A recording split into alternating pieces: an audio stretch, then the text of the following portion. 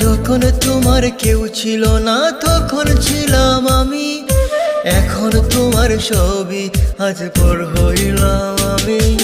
যখন তোমার কেউ ছিল না তখন ছিলাম আমি, এখন তোমার সবই আজ পর হইলাম আমি।